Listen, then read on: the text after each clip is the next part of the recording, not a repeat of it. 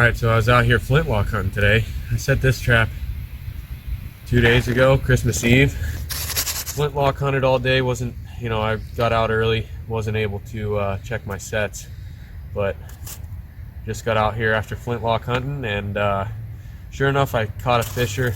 This set was actually made for a fisher, fox, coyote. It was a dirt hole right here. We got a trail kind of running. This is a corner of a trail, and I've seen coyote tracks run down each side of the trail. They'll head off into the woods this way or that way, and I know there's a ton of fisher out here in these woods. So set up right here thinking I could catch a fisher, maybe a coyote, maybe a fox, and 2 days later I got myself looks like it might be a male, but it's kind of a smaller one, maybe I would guess probably 10 to 12 pounds.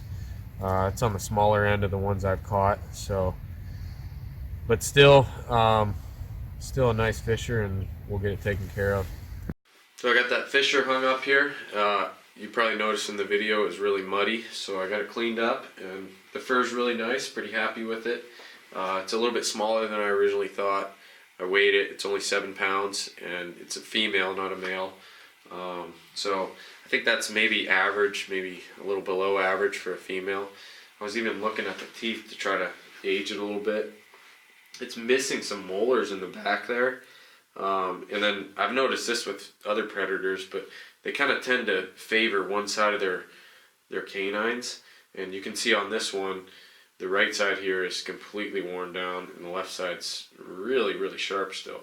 So I really have no idea how old this thing is, but the teeth are pretty white, so I'm kind of thinking it's still a younger one.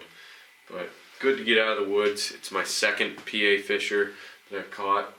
Last year I caught one, and you can watch that video. I caught it in 2 days. Again this year, caught this one in 2 days.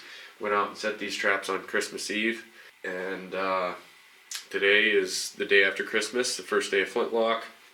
I was out hunting all day, and came to check this set at the end of the day, and I didn't have any of my camera equipment, nothing, so the video quality was off of a cell phone. It's pretty poor, but they're actually relatively easy to catch if you know they're in the area.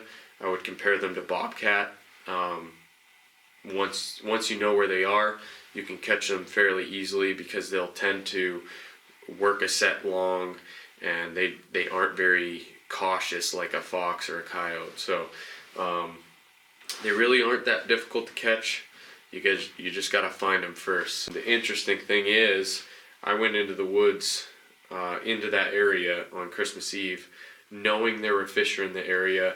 I've caught them on trail camera a number of years right back there, even multiple on the same trail camera picture, and I kind of made a mistake, I feel like, and I learned a lesson from this, because I only set one set in that area, and then ended up moving to a different spot and setting some more fisher traps.